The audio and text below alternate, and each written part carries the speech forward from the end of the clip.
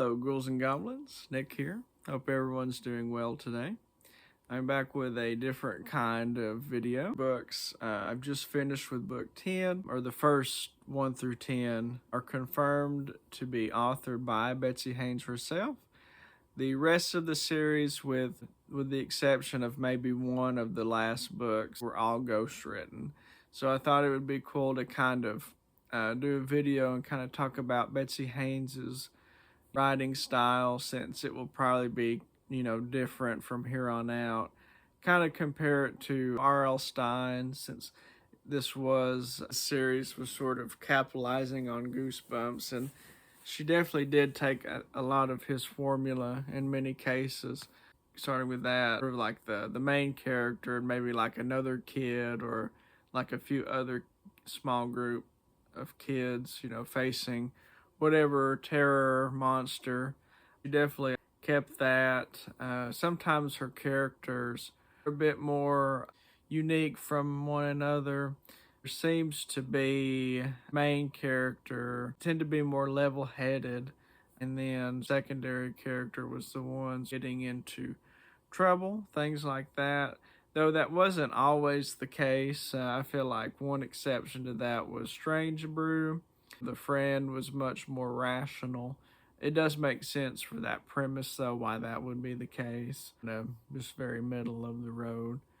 Interesting seeing them overcome the monster or what have you in the book, particularly in the Welcome to Alien Inn. I think of that kid and stumbling upon trapped and kind of early on sort of figuring out that something wasn't right, and at the end, like all of his family being compromised by the aliens.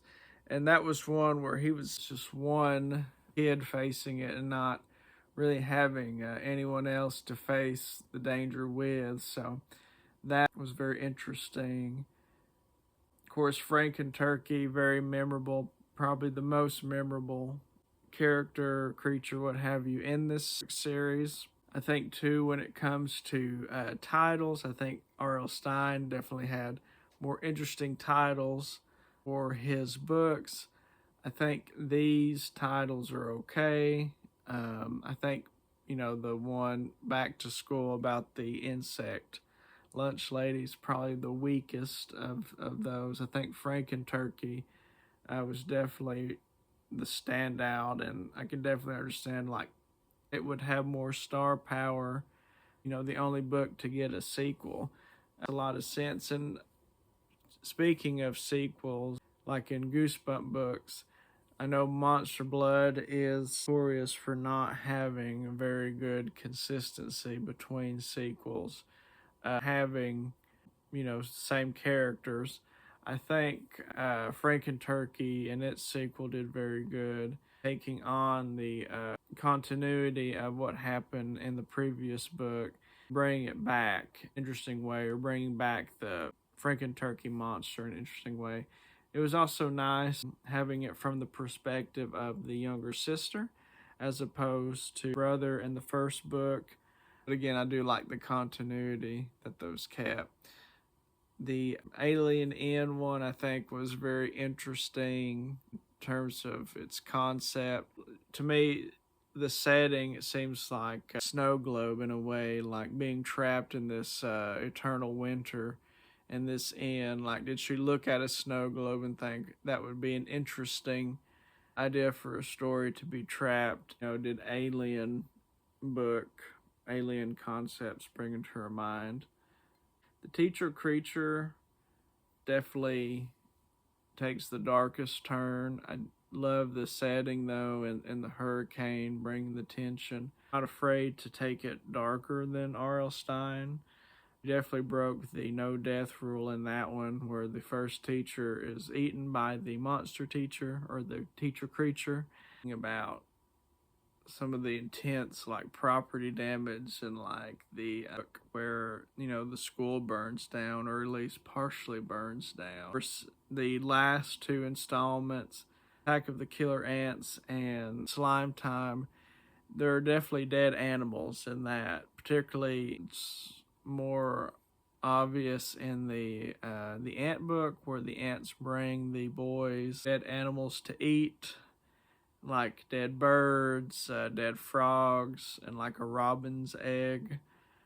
And then Slime Time talks about how as the slime expands, how it ends up eating small animals. And there's even a scene where a girl's, can't find her cat, which I think is hinting to us that it was eaten by the slime. So she was definitely not afraid to go darker. And I think too, where the humor, definitely kind of a different flavor of humor. They both have, her and Stein, like a mischievous, channeling that juvenile, mischievousness. I think Stein is much more dry. I think he brings, more of his signature deadpan humor to the books, and like these very kind of intense situations with werewolves and aliens and what have you. I think too, he puts a lot of those just terrible puns. He definitely comes off as like a dad trying to relate to to kids, and try and find that line with being relatable to kids, sort of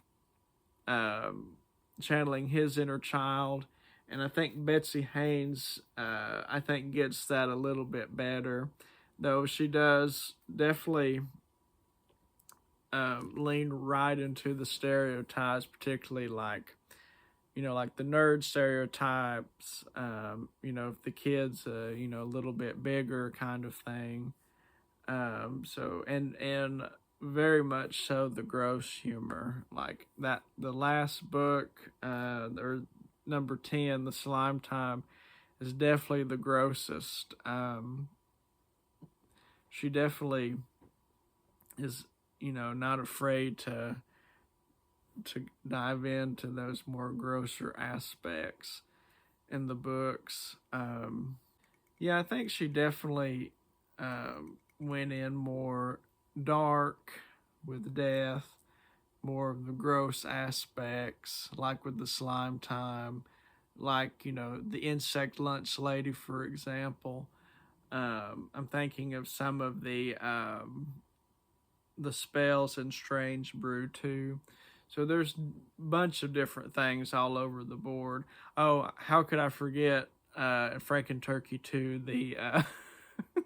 the the zombie turkey, and smelling of death, and having a broken wing, having no eyes in his eye sockets, kind of thing. So definitely went much harder in that. And of course, it makes sense trying to compete with R.L. Stine, maybe wanting to take that more darker edge in the books, to try and compete. The Tim Jacobus covers too on these. I don't know, and maybe someone can tell me if I'm right on this, but it seems like, now of course Tim Jacobus is very detailed with his covers. It seems like these aren't as detailed as Goosebumps. I almost wonder if it's just because, Scholastic paid him more, had a bigger budget, and that, because they were, more popular than the Bone Chillers were. But I still think there's some great ones in here. And maybe I'm just biased because I've known about the Goosebump books more and got first impressions. But, I, of course, love the Franken Turkey books. And I want to show...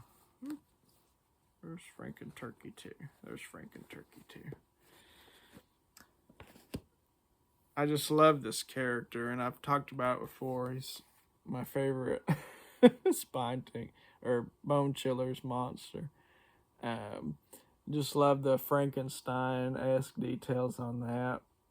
Of course, they're embroidered too, and or embossed, I'm sorry, embossed, which makes it so much cooler, just, like the Goosebump books were. The Back to School one is one that always stuck out to me. I'd had this one since I was a kid, one of the few that I did, and so that Lunch Lady, I think, is always quite compelling and stuck out, like many of the Goosebump books. Some weaker ones, I think, too, like with the Pet Shop. I